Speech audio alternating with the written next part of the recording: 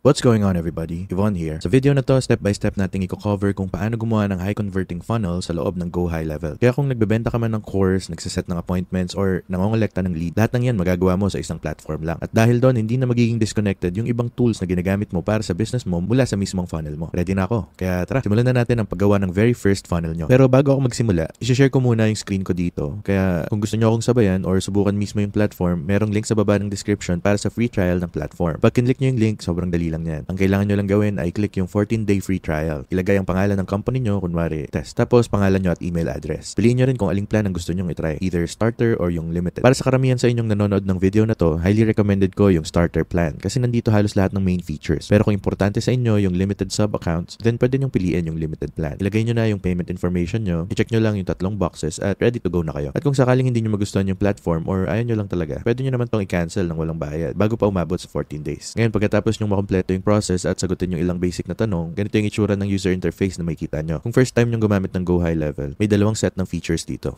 Agency features at sub-account features. Basically, yung agency ang nagmamanage ng iba't ibang sub-accounts at yung sub-accounts nakarelate yan sa bawat specific na business. Kaya lahat ng funnels na gagawin nyo, matatagpuan yan sa sub-account feature section. Para ma-access natin yung sub-account, ang kailangan lang natin gawin ay i-click yung nasa top left dito, piliin yung exact company at boom, ready na tayo. Okay, mula dito, punta tayo sa sites section. At makita nyo dito nakalagay yung mga funnel. Ang kailangan lang natin gawin para makapagsimula ay i-press yung new funnel. At meron tayong 3 options dito, from blank, funnel AI, or from templates. Kung kayo ay brand new sa ganito at never pang nakagawa ng funnel before, highly suggested ko na gamitin nyo yung funnel AI or from template. Yung reason kung bakit, kasi makakatipid talaga kayo ng sobrang daming oras at hindi nyo na kailangang i-adjust ang bawat isang detail. Now, pagdating sa funnel AI, kahit na hindi ito yung exact final product na inaasahan nyo, bibigyan pa rin kayo nito ng really strong foundation. So, pakita ko muna sa inyo yung example para sa 3 options. So, kung pupunta tayo sa funnel AI, ipapress ko lang yung continue. Yung name ng business natin dito is Lasso Skincare. Tapos yung industry, gawin natin skincare clinic, right? Medyo match naman. Pero ang daming ibang industry options na pwede nyo rin piliin. So, lagay lang natin yung actual name dito, tapos press next. Now, sa case na to, ang goal ng funnel is para makakuha ng mas maraming leads. At gusto natin na yung content ay feel friendly. Pero syempre, pwede nyo namang palitan tong dalawang options na to. Pwede nyo gawing centered yung funnel for more appointments, showcasing your services, or kahit pagbebenta ng products or services. Tapos yung tone ng content, pwede nyo rin gawing friendly, professional, inspirational, conversational, humorous, sarcastic, or persuasive. Cool. So, sige, generate na natin to. Alrighty. So, ayan guys, may kita nyo dito, naka-generate na siya ng buong landing page para sa atin. At kung gusto nyo pa siyang i-modify, super dali lang kasi drag and drop lang lahat. Kapag kinlik nyo yung kahit anong text sa page, pwede nyo siyang i-edit agad. Habang nag-scroll down kayo, pwede nyo rin i-modify yung media. Pero syempre, nakadepende lahat sa kung ano yung kiniklik nyo. Kunwari, itong maliit na blob dito. Pwede nyo palitan yung background color, yung image, yung alignment, yung width, or kung saan siya nakapwesto gamit yung margin at padding. Tapos kung gusto nyo magdagdag ng sarili nyong elements, all you have to do is press add elements dito sa gilid. Ang dami nyo pwedeng papilian mula headlines, buttons, blog post, media, or kahit custom code kung gusto nyo talaga ng mas advanced. Cool. So ganito yung itsura ng initial landing page. At ito rin yung magiging first part ng process natin. Now usually pagdating sa funnels, 'di ba? Yung idea is pababa siya ng pababa. So ang daming tao na makakita ng landing page mo, pero ang tanong, anong sunod? Usually sa mga landing pages, and baka napansin nyo rin to dun sa last landing page na pinakita natin, meron talagang part doon kung saan pwede kang mag-click at maglagay ng info mo. Pero take note, hindi sila basta-basta maglalagay ng info nila nang wala lang. Most of the time, kailangan may value kang ino-offer sa landing page mo para mapasulat sila. Pwedeng nasa landing page mismo yung offer o kaya naman bago pa nila makita yung landing page. Yung value na yun, super crucial talaga kasi tandaan nyo, sa panahon ngayon wala nang nagbibigay ng info nila basta-basta lang. At kung hindi kayo sure kung aling version ng page ang mas effective, pwede kayong magdagdag ng A/B test para ma-compare sila. So anong nangyayari pagkatapos nun, di ba? Kapag may isang tao na nag-fill out ng form at binigay nila yung info nila, ano nang sunod? Diyan na medyo kumikipot yung funnel. At dito na natin pwedeng idagdag yung susunod na step. Pwede nating pangalanan yung page na yon ng test for now. Pwede rin tayong pumili ng specific path para sa page na to or pwede rin i-import siya galing sa ClickFunnels. So gawa na tayo ng step dito. Boom. Ngayon, para sa susunod na step, pwede tayong gumamit ng existing na template or gumawa from scratch. Since sample account lang to, wala pa akong existing templates dito, kaya gumawa na lang tayo from scratch. Papakita ko rin sa inyo mamaya kung ano yung itsura ng ideal na version. Pero daanan muna natin yung iba pang features dito sa funnel option. Ngayon, ipapakita ko rin sa inyo yung ideal na example kung ano dapat yung itsura ng second page na yon. Pero bago yun, daanan muna natin yung ibang features na kasama dito sa funnel section. So pagdating sa funnels, meron tayong iba't ibang steps na pwede nating i-work on. Merong steps, stats, sales, security, events, at settings. Dito rin sa part na to, makikita nyo yung overview, mga products, at pwede rin kayong maglaro-laro sa publishing settings. Kapag pumunta tayo sa stats, makikita natin lahat ng page views natin. Opt-ins, sales, earnings, basically lahat. At dahil doon, makikita natin kung paano sila nagko-connect sa isa't isa. Usually, mataas talaga ang page view sa mga unang steps kasi halos lahat ng tao doon muna tumitingin. Pero yung earnings, mas malaki sa mga later steps ng funnel kasi doon talaga nagkakaroon ng conversions. Tapos, kung gusto nyong i-dig deeper, pwede kayong pumunta sa sales tabs. Doon may kita nyo yung specific details tulad ng email ng customer, pangalan ng product, transaction ID, amount, step kung saan sila bumili, purchase date, basically buong customer journey nandun. At ang marirecommend ko talaga habang nag-explore kayo dito ay silipin nyo rin yung event section. Sa event section, basically pwede tayong mag-send ng tracking data papunta sa Meta. Para kapag nagbabayad kayo for ads at gusto nyong i-optimize yung buong process, may make sure nyo na nakakabit yung pixel ID nyo dito. Kasi ganito, kung ang dami nyong hiwa-hiwalay na systems na hindi naman nagko-connect sa isa't isa, ang hirap nun. Parang magkakos lang ng problema yung buong setup nyo. Kaya nga meron tayong high-level platform para isang system na lang lahat. Nandito na lahat, CRM, marketing tools, website builder, analytics, blog posts, automations, lahat ng kailangan mo under one roof. So dahil usually maraming steps sa funnel, ang goal nyo is magdagdag ng automation sa bawat part at i-make sure na lahat ng systems nakasync sa isa't isa. Tapos silipin nyo rin yung ibang features ni high level habang nandito pa rin kayo. Sayang naman kung hindi nyo rin gagamitin yung full potential ng platform. Balik muna tayo dito at gumawa ulit tayo ng panibago. So this time, gagawa tayo gamit ang template. Press lang natin yung continue, tapos gamitin natin tong SaaS, sales to example. Piliin lang natin tong template na to. Ayan, kung makikita nyo, kagaya ng dati, meron na tayong fully developed landing page dito. And anong makikita natin dito? May iba't ibang CTA or call to action buttons, right? Halimbawa, may sign up button na dadalhin ka sa susunod na step. So balik muna tayo dito. Ito yung sinasabi ko tungkol sa second step. Ito na yung part pagkatapos magbigay ng info yung user. So press lang natin yan. And yan, may kita nyo mukhang maayos na siya. Pwede nyo ring i-modify kung gusto nyo baguhin. Pero kung gusto nyo gumawa ng sarili nyong version, pwede rin naman kayo magsimula from scratch. Medyo mas matagal nga lang yun. Ito yung ibig kong sabihin. Kapag nag-press ako ng new funnels tapos ginawa ko siya from scratch, ipapress ko yung test, pwede na tayong mag-add ng bagong step or mag-import rin from ClickFunnels. So go ahead tayo at mag-add tayo ng step dito. Pangalanan natin tong test tapos piliin natin yung create from blank. Ayan, kung makikita nyo, wala tayong ready to use landing page. Kailangan talaga nating siyang buuin mula sa simula. Ngayon, maganda to kung sanay na kayong gamitin yung platform. Pero kung beginner pa lang kayo, mas marirecommend ko talaga na gamitin nyo yung AI or templates. Bakit? Kasi mas mapapabilis yung proseso at hindi nyo na kailangang alalahanin yung maliliit na detalye. Pero gaya ng sabi ko kanina, pwede pa rin kayong gumawa from scratch kung gusto nyo. Mas matagal nga lang siya. Pero ang advantage naman nun, mas maintindihan nyo kung paano talaga gumagana yung buong system from the inside out. Ayos, kapag kompleto na lahat ng steps nyo, i-make sure nyo muna na i-test nyo yung funnel nyo kahit isang beses lang para ma-check kung smooth ba yung flow ng bawat step. Pag okay na, lahat yung pinakahuling gagawin nyo ay pumunta sa automation side, gumawa ng workflow at gawin siya from scratch. Yung way ng pag-function ng workflows ay based sa if-then statements. Ibig sabihin, kung may nangyayaring ganito, then gagawin yung X, Y, and Z. Halimbawa, may isang taong nag-fill out ng form sa funnel nyo. After nun, may susunod na actions na mangyayari. At yung X, Y, Z na yun, pwedeng maraming bagay. Pwede nyo siyang i-set up para mag-send ng login instructions, mag-schedule ng call, o kaya mag-send ng SMS or email. Lahat ng yun ay magsisimula sa isang trigger. Yung trigger dito ay yung pagka-submit ng form sa funnel nyo. Tapos pwedeng mag-follow ng madaming steps pagkatapos nun. Press nyo lang yung plus at ang dami nyo nang pwedeng pagpilian dyan. Mula sa pag-create ng contact, paghanap ng contact, pag-send ng data, hanggang sa internal actions like workflows, AI tasks, appointments, opportunities, payments, marketing, at kung ano-ano pa. Para mas mapadali pa talaga yung buong process na to, punta lang kayo sa Workflow AI, tapos i-type nyo kung ano talaga yung gusto nyong mangyari. Kunwari, based sa funnel na ginawa ko ngayon, after mag-sign up ni customer or mag-fill out ng info, gusto kong makatanggap siya agad ng SMS. Tapos after 2 days, isang email naman. Tapos after 3 days, may isa pa siyang matatanggap. At ayun, si AI system na yung gagawa ng buong flow na yun para sa inyo. Balik tayo sa workflows. Meron akong sample recipe dito para makita nyo kung ano yung itsura. Ito yung sinasabi ko, may initial trigger, tapos susundan ng X, Y, and Z. At kung may condition, kunwari, if true, gagawin to. Kung hindi naman true, ibang action yung mangyayari. Boom, ganun lang. Automated na halos lahat. At dahil doon, wala kayong mamimiss na steps sa buong process. And ayan na folks, tapos na. Nakagawa na kayo ng isang fully functional na funnel gamit lang ang sarili nyong effort dito sa high level. Kagaya ng nakita nyo kanina, ang daming features na built-in sa platform. May CRM, marketing, finance, analytics, lahat ando na sa isang lugar. So kung gusto nyong itry rin yung platform na to, andyan sa baba ng description yung link para sa free trial. At kung nakatulong sa inyo tong video na to, please don't forget to leave a like and subscribe para sa mas marami pang videos na katulad nito. Malaking tulong talaga yun para masuportahan yung channel. Till next time,